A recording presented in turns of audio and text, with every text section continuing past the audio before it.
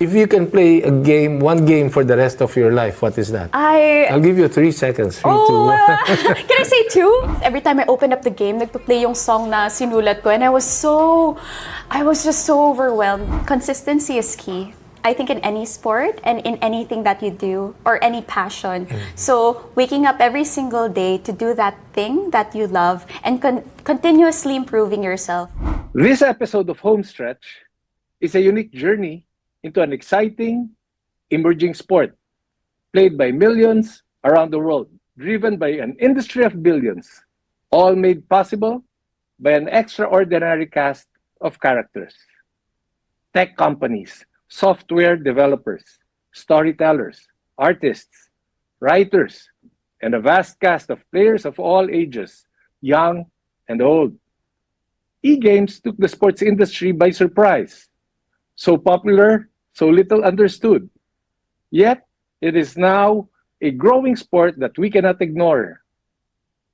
Today, we speak with Myrtle Sarrosa, esports gamer, streamer, cosplayer, ambassador of youth culture. Let's dive in. This is Pató Gregorio, and this is another episode of Homestretch.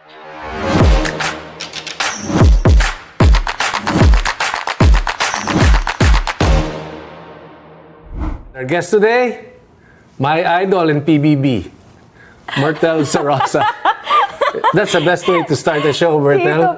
Wait, kung nanood po talaga kayo, nag-vote po ba kayo sa akin sa PBB? Yes. Marami ako nagastos dyan. I was just telling my daughters to vote for you. Wow. Because you're from Iloilo. And we're from Iloilo. Gani, ang bako gani kagina. Like, I was so shocked that you had a duck na logo here Yes. sa chest mo. That's the English word of a... Pato. Yes, perfect. My favorite food is patotin sa Iloilo. Like, every time may fiesta, I would always look for patotin. Di ba, ano ba difference ng pato team tsaka patatim? Yung pata ay hita? Hita. Pato Yung is the duck. ay yung duck. Yes. Myrtle, thank you for joining our show, Rappler Homestretch, Untold Stories of Sports and Tourism. We both come from the same province, Yes. Iloilo. We studied in the same University. good school and good Yes. university. Don't ask me the difference between your student number and my yours. student number. And we're really proud of you. Thank you. And for you to accept our invitation, we're very, very happy. Ako din, I'm very grateful that you guys are, of course, featuring as well yung sports ko. Hindi sports, pero esports. Esports. But before that, you're from Iloilo, and if I'm not mistaken, you are from Barotac Nuevo. Yes. So I'm sure you're an expert football player.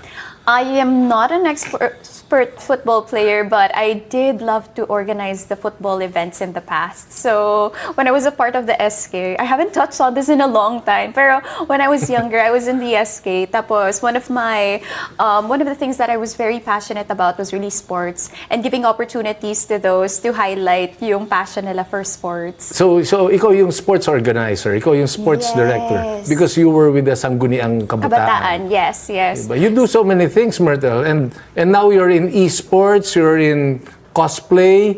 You know, you have to teach me all of this. Sometimes I mix it up. Is it the same? Is it different?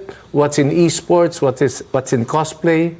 Oh, so, wow, that is a lot. So, esports is, of course, the competitive end of gaming. So, what's happening now is that gaming has really reached massives of audiences, like billions of audiences really enjoy playing games. And they also love the competitive side of it, where people, of course, play, train every single day, and of course, as a team, they work together para mag-team up, represent the country, and to play into international events. And it's huge! From, of course, Dota to League of Legends to Mobile Legends. Sobrang grabe talaga. You will see, like, massive audiences, like 500 million people watching all at the same time. And then... And it's big money. It is the prizes they give, the athletes, they receive Yes. a fat paycheck. Yes, of course, athletes are very respected. Kasi nakikita mo din ngayon ng mga tao na they're not only just playing a game. They put so much time into training. They have to, of course, stay in a house together with their teammates to train together. And apart from the competitive end, there's also the side naman ng mga content creators like myself who are called streamers. So you are a streamer, but you are Yes. also a gamer. Yes. And you are also into cosplay. Yes. Jesus, kadamo. Kadamo, some hats. I'm wearing so many hats. And what inspired you to do this, Myrtle? I started because I love playing games. Like, I was just 5 years old when I got my first gaming console, which was the PlayStation. So, I remember so vividly na parang tinatanong kami ng mga relatives ko abroad na parang, what gift do you want for Christmas? Tapos sabi ng dad ko, humingi ka ng PlayStation. Humingi ka ng PlayStation. And since, So pinapadala pa nila yung PlayStation? yes, nung time na yon. So when Yes. they sent Yes. it over, sobrang nag-enjoy ako playing games like Monster Rancher, where you have to put a CD to generate monsters. And then eventually got into Game Boy. And because of my passion for games, parang sabi ko, I just want to do this during my free time. And I didn't expect it to eventually become a career. Ang question ko, nung sinasabi ng father mo humingi ka ng PlayStation, it's for you or for him? For him. Humingi ka ng PlayStation. Pero para sa... I used to play with my dad a lot. So growing up, kasama ko sila, there would always be like 2 controllers. So one for me, one for my brother sometimes, or my dad. You So see? we would play together. So I anticipated namin that. siya. Humingi ka para sa atin.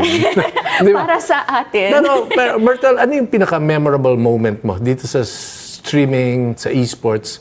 If I ask you now, why are you so passionate, energetic, so happy that you are in this industry? I have to pinch myself sometimes kasi in the past, gaming was just, a hobby. You would love to, of course, enjoy the games that you play, go on adventures, go on journey. And I always really have enjoyed that.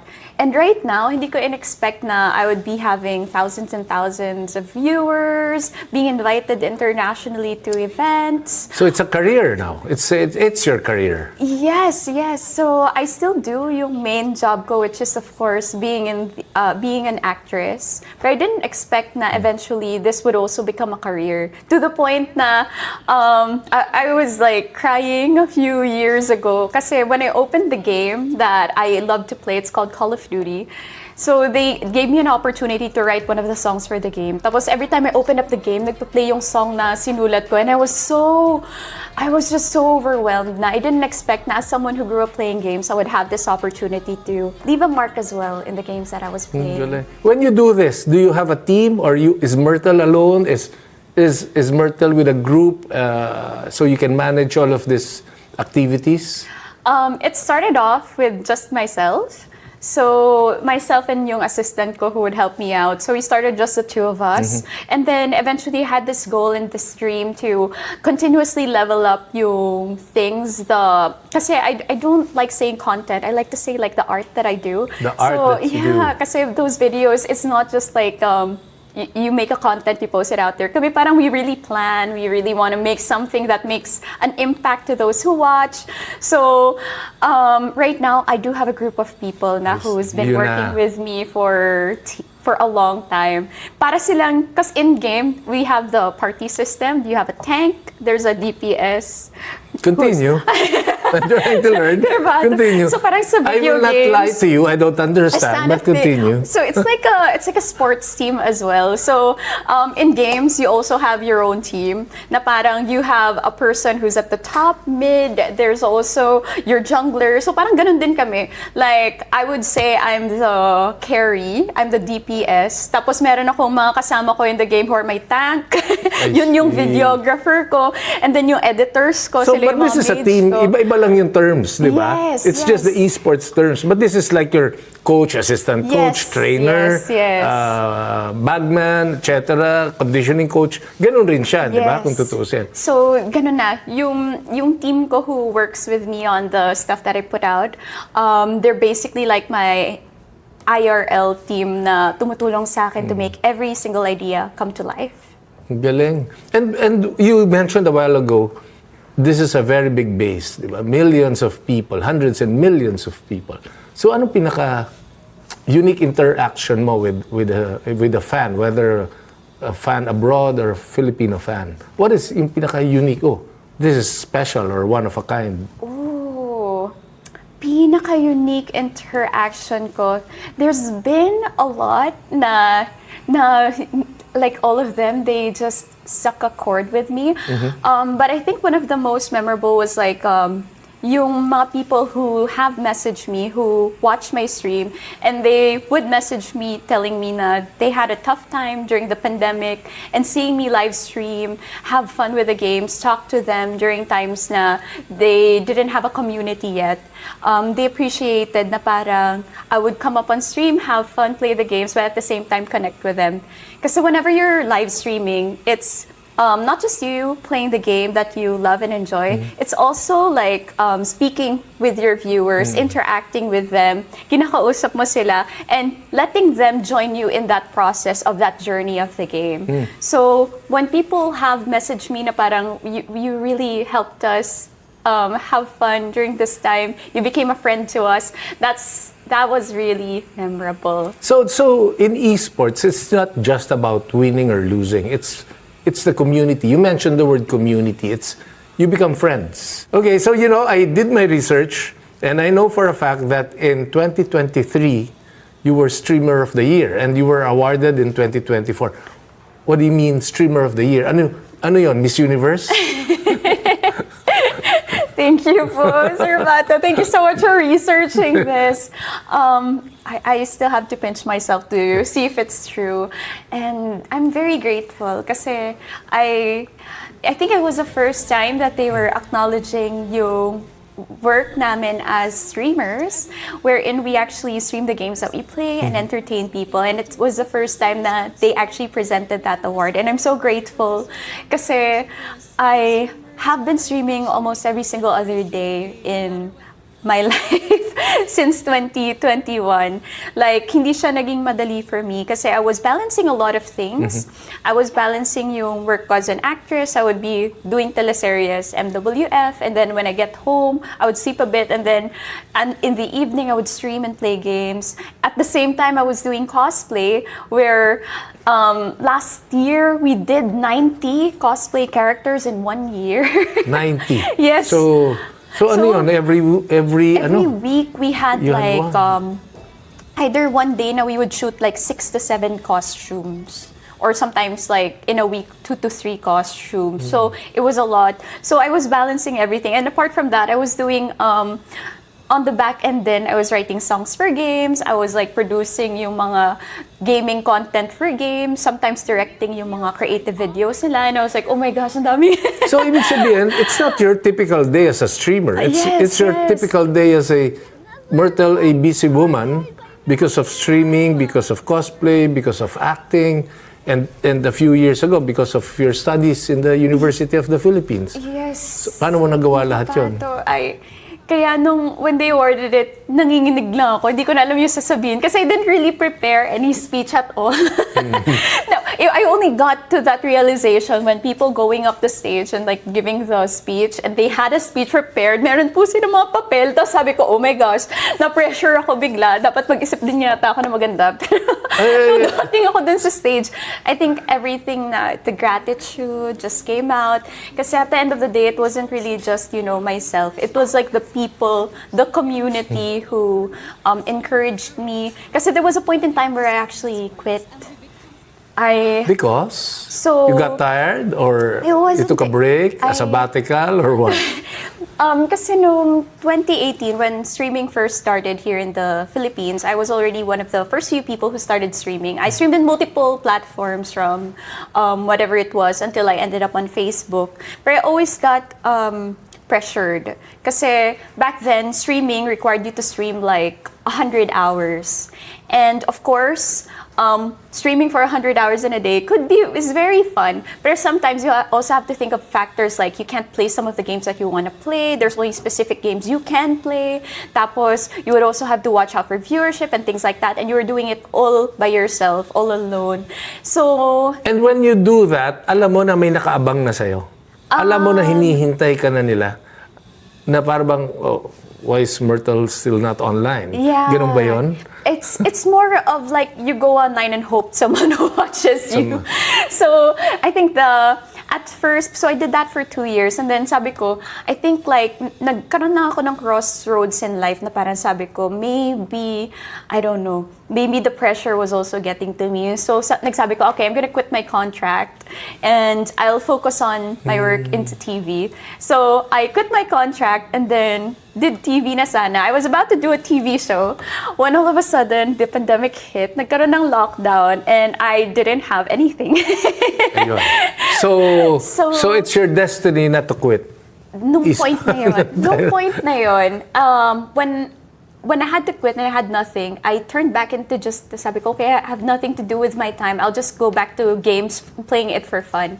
When I started playing just for fun, sabi ng mga guild mates ko, sige na, i-stream mo na kasi you're already playing as well. So, nung stream ko siya, and I was just streaming for fun without really thinking of what end result would be, dun pa nag-spike up yung viewership to the point na during the pandemic, I would get like tens of thousands of viewers watching all at the same time. There were streams where I hit like millions. So, dun siguro pumapasok yung pagod, no? When you get tired because you have to chat, no. and then the content, and then chat, and then read. Ganun ba yun? Meaning, how many hours a day do you do that? 3, 4 hours, 5 hours? Right now, I have fun playing games for like 4 to 5 hours every other day. From what time to what So time I usually? start from 8 p.m. tapos I end at around 11:30 or 12 midnight. 12 midnight. But I see. I do this out of love for the games that I play. I see. Ang galing. You know, sometimes I wonder why, you know, the youth invented this sport. But as far as esports is concerned, talagang it's technology and I guess yung youthfulness ng tao. And ako, I believe, umangat lahat ito nung pandemic.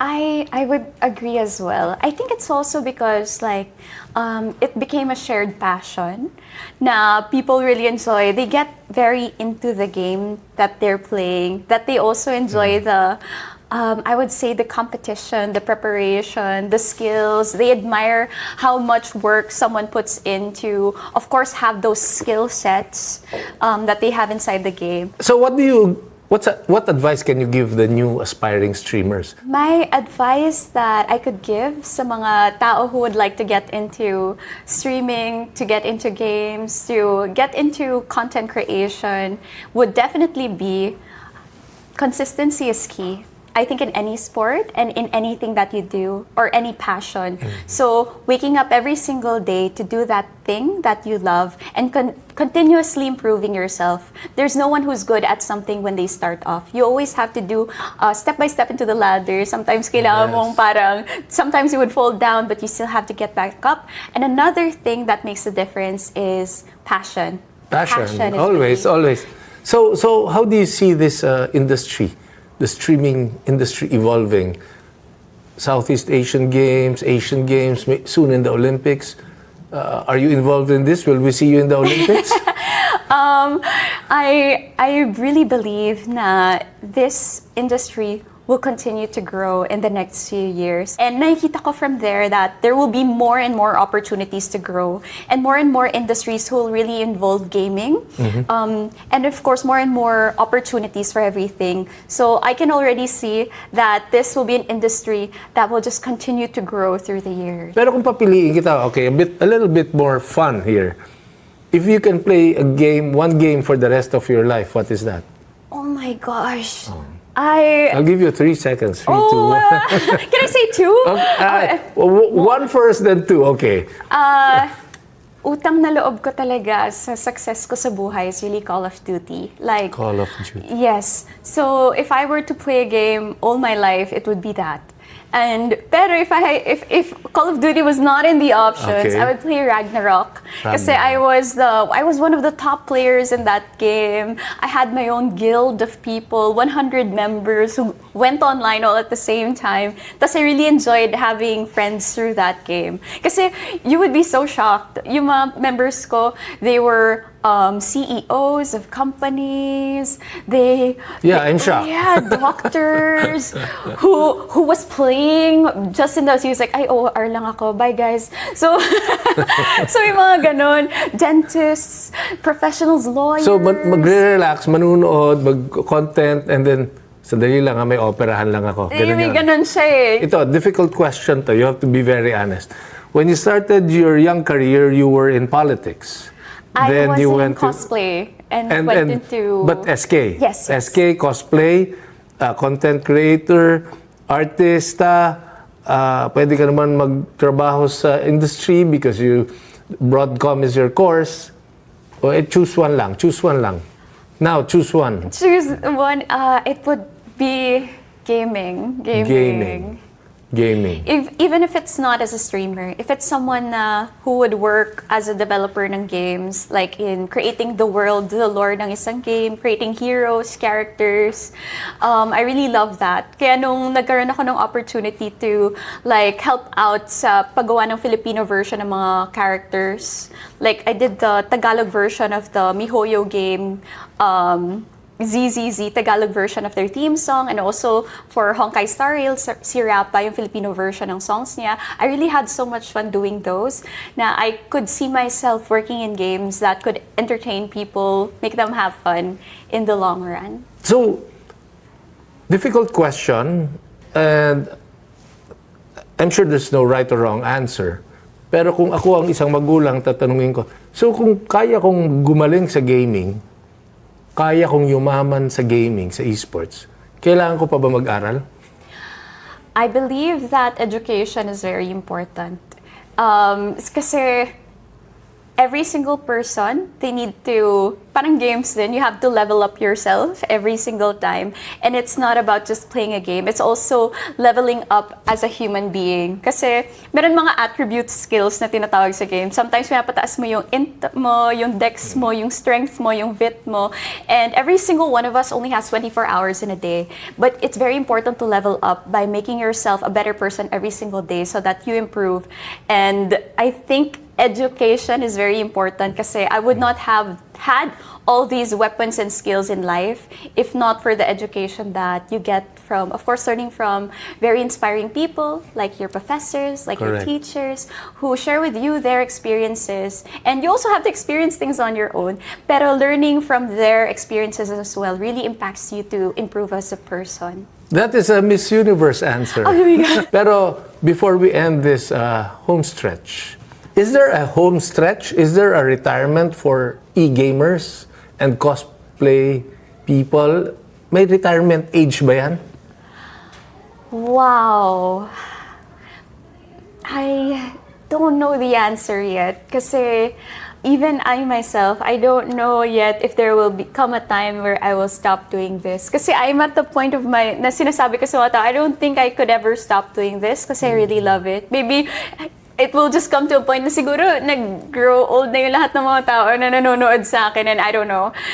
But I keep on telling din myself na as long as I enjoy it, I'm gonna continue doing it regardless of what happens. And I'm also going to appreciate yung mga tao who has supported me from the very start up until now. So I don't really know if there's an end to it, not unless siguro nag-end na yung games na nilalaro ko. Oh, tama. Pero that is why you're so passionate. Hindi mo iniisip yung home stretch. Yes. And for great athletes and great people, walang home stretch eh. They just fade away. Yeah. They don't retire. Myrtle, thank you very much. Thank you very You know, much. this is really a beautiful industry, a very big industry. I know we're growing very fast in the Philippines. I know we even have an awards night, Esports awards night. That's really commendable. And you have to lead this game. You have to be part of it. You have to be the icon of Philippine esports and the cosplay. And congratulations. Thank you so much. And no home stretch. No home stretch. Thank you, Myrtle. Thank you very Thank you. much. Maraming salamat Thank po. you. The sports world is an exciting world because it is always evolving. New games are always creating new challenges and discoveries while still harnessing fundamental sports values of discipline, strategy, mental strength, collaboration, teamwork, and sportsmanship. Esports is no different. It is already in the SEA Games and the Asian Games and seems well on its way to the Olympic movement. In the Philippines, we have a lot of work to do to make sure the athletic potential in esports is understood and developed well. It takes an open mind to understand what e-games and gaming cultures mean for the youth.